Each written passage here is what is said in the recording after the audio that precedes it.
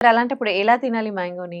So, ఒక tip ఏంటంటే, మనం మ్యాంగో మీరేవైతే తింటున్నారో, దాన్ని ఒక జస్ట్ నార్మల్ వాటర్‌లో ఒక బేసిన్‌లో తీసుకొని, మ్యాంగోస్‌ని వాటిలో ఒక 60 మినిట్స్ మినిమమ్ పెడితే, ఈ హ్మ్. ఫైటో కెమికల్స్ ఏవుంటాయో అవి తగ్గుతాయన్నమాట. Hmm. So, when we consume them మనకి బాడీకి అంత ఎక్కువ హీట్ పెరగదు. హ్మ్. సో, ఇది చాలా పాత కాలంలో ఇది ఫాలో చేసేవారు.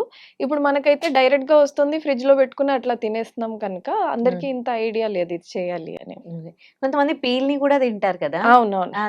దాంతో తినొచ్చా అసలు? దానికి సైడ్ ఎఫెక్ట్స్ ఏమి ఉండవు కానీ, బెనిఫిట్స్ కూడా అంతేం ఉండవు యాక్చువల్లీ. హుహుహు. జస్ట్ టేస్టీగా ఉంటుంది కనుక అది వాడొచ్చు కానీ, దాంట్లో మనకి మెయిన్ ఐటెమ్ ఏంటంటే ఫైబర్ ఉంటుంది. సో, డైజెషన్‌కి మంచిది అని కొంతమంది వాడతారు.